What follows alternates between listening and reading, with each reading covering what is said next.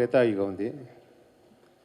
త్రేతాయుగంలో జనకపూర్లో జనక మహారాజు పరిపాలించే రాజ్యంలో వృత్తులకు ముఖ్యమైన పరిస్థితి ఇచ్చేవారు. అయితే ఏ వృత్తి అయినా సరే చేయడంలో తప్పులేదు, కానీ నామస్మరణ మటుకు దైవనామస్మరణ చేయాలనే ఉద్దేశం శ్రీ ధర్మవ్యాధుడిది. ఆయన ధర్మము సూక్ష్మ ధర్మాలను తెలియజేసేవాడు ప్రజలకు.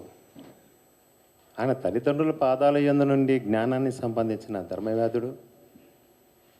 అతను సంతానంలో కూడా ధర్మంగా మాట్లాడాడు, ప్రతి ఒక్క ధర్మ విషయం చెప్పాడు. అతను ఒక జ్ఞానిగా, ఒక ధర్మాన్ని తెలియజేసిన మహాత్ముడుగా ఉన్న కౌశికుడు తల్లిదండ్రులను కాదని అరణ్యంలో తపస్చేసి మహాజ్ఞానాన్ని సంపాదించి కంటి చూపుతోనే కొంగను కాల్చేయగల శక్తిని సంపాదించిన మహాజ్ఞాని కానీ అతనిలో కోపము గర్వం అనంటూ ఉన్నది. ఆ కోపము గర్వమును తొలగించడానికి ఒక స్త్రీ దగ్గరికి వెళ్ళి భిక్షాందేయి అంటే ఆవిడ గారు భర్త సేవ చేస్తూ అన్నం వండించి భర్త సేవ చేసి ఆలస్యమైనందుకు ఈయన ఎండలో ఉండి భిక్షాందేహి అని అరుస్తున్న ఆమె భర్త సేవ పూర్తి చేసి వచ్చి అప్పుడు భిక్ష అయిపోతే ఆమెను కంటి చూపుతో కాల్చడానికి ప్రయత్నిస్తాడు కౌశికుడు. నేనేం చెట్టు మీద కొంగను కాదు, నీకు ధర్మం తెలుసు కాదను, కానీ సూక్ష్మధర్మం నీకు తెలియదు అనగానే అడవిలో ఉన్న స్త్రీ నేను అడవిలో కొంగను కాల్చిన విషయం ఈ స్త్రీకి ఎలా తెలిసింది అని ఒక డౌట్ వచ్చేస్తుంది. అప్పుడు అంటుంది, నువ్వు కోపిష్టివి, మనిషిలో కోపము గర్వము అని ఉంటుందో ఆ మనిషి ఎదగడం చాలా కష్టం. బ్రాహ్మణుడైనా సరే కోపాన్ని అధిగమించి గర్వాన్ని అనుగమించినప్పుడే ఏ చదువైనా సరే ఏ జ్ఞానమైనా వర్తిస్తుంది. నీకు ఇంకా సూక్ష్మధరాలు తెలియవు కాబట్టి జనకాపూర్లో మిథిలా నగరంలో ధర్మవ్యాధుడు అని వాడు ఉన్నాడు, అతని దగ్గరికి వెళ్ళి మీరు ధర్మం సూక్ష్మతం తెలుసుకోండి అని ఆ స్త్రీమూర్తి పంపిస్తే అక్కడికి వెళ్ళి చూస్తే అక్కడ ధర్మవ్యాధుడు శూద్రుడు, ఆయన మాంసంతో కనిపిస్తాడు. ఏంటంటే మాంసంతో ఉన్నాడు, ఇతను ధర్మము సూక్ష్మతలు చెప్తాడా, నా అంత గొప్ప మేధావిని కంటి చూపు ఇచ్చేసేవాడిని అని అసలు సినిమాని నేను పూర్తి చేయగలిగాను. ఈరోజు రిలీజ్ చేస్తున్నాను, 4వ తేదీన రిలీజ్ అవుతున్నది. ఇంతో ముగిస్తాను. Thank you. మేము ఎంతో కష్టపడి తీసాము. ఈ చిత్రం ఇంత తొందరగా అయ్యే చిత్రం కాదు. ఇది ఏంటంటే ఈ కాలంలో అంతా social subjects, love subjects, action subjects ఇలాంటివి ఈ కాలంలో తీస్తున్నాం. అయినా కానీ మేము మంచి కథని ఎంచుకొని ఈరోజు ప్రతి ఒక్కరికి దారి తప్పే వాళ్ళకు ఒక దారి మీద నడవాలని ఈ మంచి కాన్సెప్ట్ లాంటి చిత్రం ఇది. ఈ చిత్రాన్ని మన దర్శకులు ఒక 10 సంవత్సరాల కథని ఎంతో కష్టపడి 10 సంవత్సరాలు ఈ చిత్రాన్ని తీశాడు. కథని రాసుకొని ఈ ఒక తపస్సులాగా ఈ చిత్రాన్ని మొదలుపెట్టాడు డైరెక్టర్ గారు. ఎంతోమంది కథలు చెప్పారు, ఎంతోమంది తీయడానికి రెడీ ఉండే. ఇంకా మనం ఇప్పుడు రామానాయుడు స్టూడియోలో రామానాయుడు ఫంక్షన్ హాల్లో కూర్చున్నాము. అదే కథని మన ఒకప్పుడు రామానాయుడు గారికి ఇచ్చారు డైరెక్టర్ గారు, ఈ కథని మీరు తీయాలని. రామానాయుడు మాట ఇచ్చారు, సరే నేను తప్పకుండా ఈ సినిమా తీస్తానని. ఆయన తొందరగా కాలం చెల్లారు. అయినా కానీ పట్టు వదలని విక్రమార్కుడు లెక్క మన దర్శకులు ఈ చిత్రం ఎలాగైనా తీయాలని ఎంతోమంది కథలు చెప్పారు. ఇప్పుడు మేము కృష్ణార్జున లేక కలిసామేమో అన్నట్టు ఈ చిత్రాన్ని మీరు తీస్తారా అంటే నాకు కూడా సినిమా అంటే చిన్నప్పటి నుండి ఒక ఫ్యాషన్. ఆ విధంగా ఈ సబ్జెక్ట్ని నేను కూడా ముందుకు వస్తానని చిత్రాన్ని తీసాము. ఈ చిత్రాన్ని తీసి ఈరోజు మేము విడుదల తేదీ వరకు వచ్చేసాము. ఈ చిత్రం తీయడం అంటే ఆషిమాషి కాదు ఈ కాలంలో. ఎందుకంటే ఇప్పుడు ఈ చిత్రాలు ఎవరు చూస్తలేరు, దైవత్వం చిత్రాలు. అయినా కానీ మేము చాలా కష్టపడి చెట్టనక పుట్టనక వర్షము ఎంత అడవిలో తీసే చిత్రం ఇది. పాత కాలపు టెంపుల్స్ కావాలి, గుళ్ళు కావాలి, ఇవన్నీ లొకేషన్స్ అన్నీ మేము చూసుకొని చిత్రం తీయడం మాకు 3 సంవత్సరాలు పట్టింది. మా కష్టానికి ఫలితం మీ ప్రేక్షకులు, మీరుగా మీడియా మిత్రులు మాకు ఎంత అడ్వర్టైజ్మెంట్ చేస్తే అంత గొప్ప ఇది. ఈ చిత్రాన్ని ఎట్లయినా మీ ద్వారానే పబ్లిక్లో వెళ్ళాలని కోరుచు ఈ చిత్రాన్ని మార్చ్ 4న రిలీజ్ అవుతుంది. అందరూ ఈ చిత్రాన్ని చూసి విజయవంతంగా చేయవలసిందా కోరుచు నేను ముగిస్తున్నాను. Thank you. ఉన్నాను సార్. ఇక నా విషయానికి వస్తే నేను ఫస్ట్ 16 సినిమాలో చిత్ర పరిశ్రమకు వచ్చాను. కృష్ణారెడ్డి సార్ జాబిల్లి, మనస్తో, బతుకమ్మ, మహానగరంలో శివాచంద్, నిన్నే కోరుకుంటాను, చాలా సినిమాలు చేశాను. కొన్ని సపోర్టింగ్ రోల్స్ చేశాను. వసంతంలో వెంకటేష్ బాబు తమ్ముడిని, అలాగే ఇందిరమ్మలో విజయశాంతి గారి బ్రదర్ని, ఉల్లాసంగా ఉత్సాహంగా, గోలిమార్, శతమానం భవతి. సో చాలా సక్సెస్ఫుల్ సినిమాలు చేశాను. కాకపోతే నాకు కమర్షియల్ సక్సెస్ పడలేదు. సో 16 కానీ బతుకమ్మ కానీ చాలా మంచి సినిమాలు అయ్యాయి. సో ఇన్ని సినిమాలు చేసినా కూడా, ఇన్ని రకాల పాత్రలు చేసినా, ఇలాంటి ఒక అద్భుతమైన సినిమా ధర్మయాధుడి కథ అనే సినిమా నా దగ్గర రావడం నా అదృష్టంగా భావిస్తున్నాను సార్. ఎందుకంటే ఈ సినిమాలో చక్కటి గెటప్పులు కానీ, కాస్ట్యూమ్స్ కానీ, ప్రదేశాలు, లొకేషన్స్ కానీ చాలా చక్కగా కుదిరాయి. ఎందుకంటే ఆ ప్రాంతాలకు ఎంతో ఓపికగా వెళ్ళి డైరెక్టర్ గారు దాని గురించి తెలుసుకొని, సో ఈ సినిమా ఎంత అద్భుతంగా రావడానికి వాళ్ళు కృషి చేశారు. ఈ టైంలో ఎలాంటి సినిమా చేయాలి, ఫస్ట్ మనం ప్రొడ్యూసర్గా ఇంట్రడ్యూసింగ్ అవుతున్నప్పుడు ఏ డైరెక్టర్ అయినా ఏ ప్రొడ్యూసర్ అయినా కమర్షియల్ సినిమా చేయాలనుకుంటారు. సో ఫస్ట్ ఇంప్రెషనే బెస్ట్ ఇంప్రెషన్ అని మా ప్రొడ్యూసర్ గారు ఒక అద్భుతమైన కథతో రావాలి, మనం అంటే అందరికి తెలియాలి అని చెప్పి ఒక మంచి కథను అనుకొని ఈ సినిమా ఎలాగైనా తీయాలి, ఈ సబ్జెక్ట్లో చక్కటి దమ్ముంది కాబట్టి ఈ సినిమా ప్రేక్షకులకు చేరువవుతుందని, సో ఒక ధైర్యంతో మా అందరికి ధైర్యం ఇచ్చి ఒక అద్భుతమైన సినిమాని నిర్మించి, సార్ తప్పకుండా సార్ ఈ సినిమా మంచి మీకు కమర్షియల్ సక్సెస్ అవుతుంది, ముందు మరిన్ని సినిమాలు తీయాలి, మాలాంటి వాళ్ళని ప్రోత్సహించాలని మనస్ఫూర్తిగా కోరుకుంటున్నాను సార్. సో ఈ సినిమాలో అశోక్ కుమార్ సార్ అండ్ మా ఫ్రెండ్ ఆనంద్ భారతి చాలా ఆర్టిస్టులు చేశారు. సో అశోక్ కుమార్ సార్ అయితే ఎన్నో సినిమాలు అలాంటి క్యారెక్టర్లు చేశారు. సో తన లొకేషన్లో ఉన్నప్పుడు ఇలా చేస్తే బాగుంటుంది విజయ్, ఇలా చేద్దామని చెప్పి సో అద్భుతమైన సలహాలు ఇచ్చారు సార్.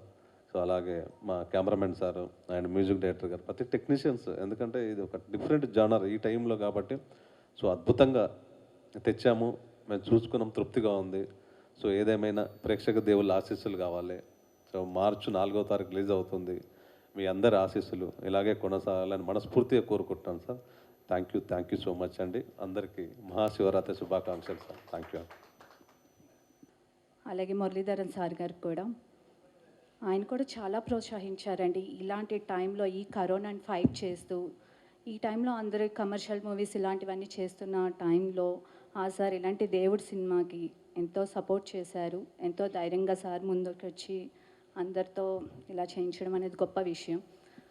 అలాగే హీరో గారు కానీ, కెమెరామెన్ దేవరాజ్ సార్ కానీ, మ్యూజిక్ డైరెక్టర్ కానీ అందరూ కలిసి చాలా సపోర్ట్ చేశారండి. అందరూ నన్ను మనస్ఫూర్తిగా దీవించాలని కోరుకుంటున్నాను. Thank you. ಅವರು బాగానే తమిళ్ హీరోని పెట్టి చేశారు, వరుణ్ పాండ్యను. ఈ సినిమాలో ఇది ఒక వైవిధ్యమైన సినిమా. తల్లిదండ్రులను ప్రేమించాలి అనే కాన్సెప్ట్ ప్రతి ఇంటికి అవసరమే. ఇది ఒక్కళ్ళది కాదు, సొంతం, ప్రతి ఇంటింటికి చేరాలి ఇది. అందులో పాటలు కూడా మంచిగా, అంటే వినసొంపుగా, తక్కువ బడ్జెట్ ఎక్కువ బడ్జెట్ కాదు, ప్రేమతో పనిచేస్తే తప్పకుండా సక్సెస్ వస్తుంది అని మాత్రం ఈ సినిమాలో కొంత కాన్సెప్ట్ తెలుస్తుంది. నేను నా ఇష్టపూర్వకంగా కొన్ని సాంగ్స్ జీజే రాజు గారి దగ్గర చేయడం జరిగింది. ఆ సాంగ్స్ని అందరూ చూసి ఆదరించాలి. పాత్రికేయులందరూ కూడా మమ్మల్ని ఆశీర్వదించాలి. ఈ సినిమా పూర్తి స్థాయిలో సక్సెస్ అయ్యి ప్రతి ఇంటికి ఈ మెసేజ్ చేరడానికి మీరందరూ సహకరించాలని కోరుతూ ముగిస్తున్నాను. Thank you very much. ఇప్పుడు చెప్పేది చెప్పేశారు, స్టోరీ అవన్నీ అయితే మన జంబూరాజు గారు మీకు చెప్పారు. ఎంత అద్భుతంగా ఉందో మీకు అర్థమైపోయి ఉంటుంది. కానీ ఈ ఒక రిస్క్ తీసుకుంది మాత్రం మన ప్రొడ్యూసర్ గారు. ఎందుకంటే ఈ టైంలో ఇట్లాంటి సమయంలో ఇట్లాంటి మూవీ తీయాలన్నా కూడా ధైర్యం ఉండాలండి. కానీ ఆ స్క్రిప్ట్ మీద ఉన్న నమ్మకంతో ఆయన నిజంగా ఓకే అనడము, అలాగే తీయడం కూడా. జంబూరాజు గారు చాలా బాగా తీశారు. సాంగ్స్ మన లక్ష్మణ్ గారు మనం విన్నాం 6 సాంగ్స్ ఎంత బాగున్నాయో. అలాగే గురుగారు ఆయన ఆశీర్వాదంతో ఎన్నో సినిమాలు చేశారు. ఆయనతో వర్క్ చేయడమే మా అదృష్టము. గురుగారితో వర్క్ చేయడం మా అదృష్టము. సో ఓవరాల్గా మూవీ డెఫినెట్గా ఒక మంచి సక్సెస్ఫుల్ మూవీ అవుతుంది. అలాగే ప్రజలు ఒక ఆదరణ పొందుతని నేను భావిస్తున్నాను. So wish you all the best for all crew members అండి. అలాగే మీ అందరి ఆశీర్వాదం కూడా ఉండాలని కోరుకుంటున్నాను. థ్యాంక్ యూ సో మచ్ అండి. ఈ సబ్జెక్ట్ ఎన్నుకోవడం, ప్రొడ్యూసర్, డైరెక్టర్, లొకేషన్ నాకు చూపించడం, ఈ పాతకాల సినిమా ఈ యుగాల్లో ఈ పెయింట్లు కానీ, ఎలక్ట్రిక్ పోల్స్ కానీ, ఈ స్ట్రక్చర్ కానీ ఉండకూడదు అని సినిమా తీయాలంటే ఏం చేయాలి? దానికి చాలా కష్టాలు పడి ఫ్రేమ్స్ అన్ని అవాయిడ్ చేసుకొని ఇంపాక్ట్ పోకుండా దాన్ని పర్ఫెక్ట్గా తీసుకొచ్చాం. పెద్ద పెద్ద కెమెరాలతో వాళ్ళు ఇంత చిన్న కెమెరాతో తీయాలంటే కొంచెం కష్టమే, నాకు కష్టం. అందుకని మా అబ్బాయిని పెట్టుకున్నాను పక్కన, ఆయన కెమెరా ఆపరేట్ చేసుకుంటూ ఆయనే తీశాడు. కార్తీక్ ఒకసారి రా, మా అబ్బాయిని కూడా మీకు పరిచయం చేస్తున్నాను. ఈ సినిమాకి చాలా చేశాడు, కెమెరా ఆయనే చేశాడు. ఆల్మోస్ట్ నేను ఓన్లీ సూపర్వైజ్ చేశాను. ఎందుకంటే నా కెమెరాలు అంతంత పెద్దవి ఉంటాయి. ఫిలిం ఇది డిజిటల్, ఇప్పుడు కాలానికి అబ్బాయి సూట్ అవుతాడని చెప్పేసి అతనికే ఇచ్చేసాను నేను. Thank you. నెక్స్ట్ మురళి గారి గురించి చెప్పాలంటే ఏమి లేదు, పట్టుదల మనిషి. చేస్తాను అంటే చేస్తాను, చెయ్యనది చేయదు. సో ఆ క్యారెక్టర్ నేను ఒకసారి అడిగా లొకేషన్లో, మురళి గారు ఇన్ని బాధలు పడ్డామని, ఇన్ని హాలిడేస్ వచ్చాయి పోయాయని, ఇది త్వరగా ఫినిష్ చేస్తే బెటర్ అంటే చేద్దాం సార్ షెడ్యూల్లో అన్నాడు. షెడ్యూల్ ఎలా చేస్తాడు ఇలా అనుకున్నా. అని అనుకున్నట్టుగా షెడ్యూల్ కంప్లీట్ చేశాడు, పిక్చర్ని అవ్వజేశాడు.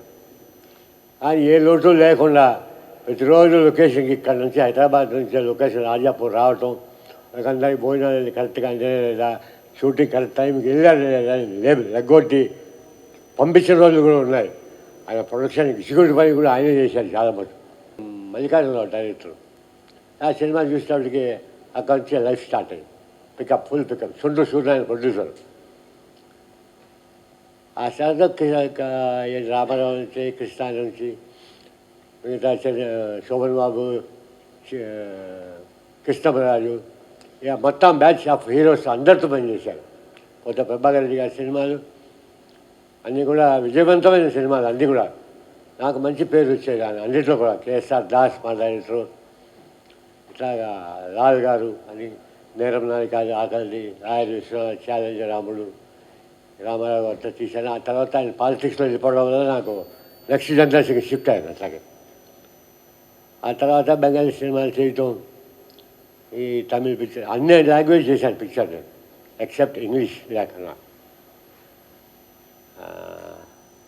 బంగ్లాదేశ్ సినిమా కూడా చేశాను, ఆ హీరోతో కూడా చేశాను. అన్నిటి కూడా మా అబ్బాయి ఎదిగొచ్చాక ఎంకామ్ చదివి అతను ఈ లైన్ నేను తీసుకొచ్చానంటే ఆయనలో ఉన్న పట్టుదల, ప్లస్ కెమెరా కాకుండా ఆర్టిస్ట్గా కూడా బాగా ప్రాక్టీస్ చేసుకున్నాడు.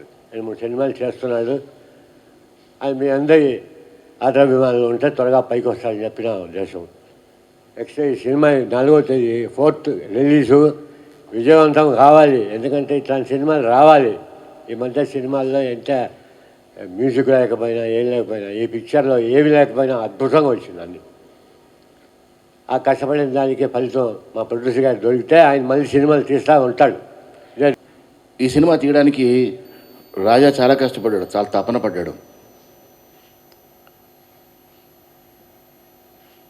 ఈ సినిమా తీయడానికి ముందు నా దగ్గరికి వచ్చినప్పుడు నేను అదే చెప్పాను. ఇప్పుడున్న వరవడిలో, ఇప్పుడున్న ఫ్లోలో ధర్మవ్యాధుడు సినిమా చేస్తా అంటున్నావు, మరి జాగ్రత్త చూసుకోని అంటే, లేదన్నా అందరూ సోషల్ కమర్షియల్ సినిమాలే చేస్తే ఇలాంటి సినిమాలు, ధర్మానికి సంబంధించిన సినిమాలు ఎవరు చేయాలి? ఎవరో వాళ్ళు చేయాలి కదా. నేను కంకణం కట్టుకున్నాను, చూస్తాను నాకెవరు చేయూతనిస్తారు అన్నారు. అలాగే నిర్మాత గారు దానికి కంకణం కట్టుకుని నేనున్నానని ముందుకొచ్చి ఈ సినిమా తీయడం జరిగింది. చిన్న సినిమా అంటే ఎన్ని అవాంతరాలు ఉంటాయి, ఎన్ని కష్టాలు ఉంటాయి అన్నది మీడియా మిత్రులకు కానీ ప్రజలకు కానీ నేను చెప్పాల్సిన అవసరం లేదు. అసలు సినిమా తీయడమే ఒక పెద్ద యజ్ఞం. అలాంటిది ఇలాంటి మహాయజ్ఞానికి చేయూతనిచ్చిన మా నిర్మాతకి, అలాగే దీన్ని ఒక తపనతో ఈ సినిమాని చెక్కిన నా మిత్రుడు రాజా, దానికి నిజంగా కృతజ్ఞతలు చెప్తున్నాను. ఎందుకంటే చిన్నప్పుడు ధర్మవ్యాధుడి చరిత్ర నా చిన్నప్పుడు స్కూల్లో చదివాను. ఆ తర్వాత మళ్ళీ ఈ సినిమా రాజా చెప్పేదాకా దాని గురించి నాతో ఎవరు మాట్లాడలేదు. రాజా చెప్పిన తర్వాత నేను మళ్ళీ ధర్మవ్యాధిని గుర్తు చేసుకున్నాను. నేను చిన్నప్పుడు స్కూల్లో చదివిన నాన్ టెన్లో చదివిన కథల్ని. తన కులవృత్తి ధర్మానికి అడ్డం రాదు, కులవృత్తి చేసుకుంటూ ధర్మాన్ని మనం కాపాడవచ్చు అనే ఒక గొప్ప నీతి ఈ సినిమాలో ఉంటుంది. అలాగే ఒక భగవదంశ గల ధర్మవ్యాధుడు ఎలా భక్తి మార్గాన్ని ప్రజలకి బోధించాడో అన్న చాలా గొప్ప నీతి ఉంది. దీనికి చాలా చక్కటి మ్యూజిక్ని అందించాడు మా మిత్రుడు.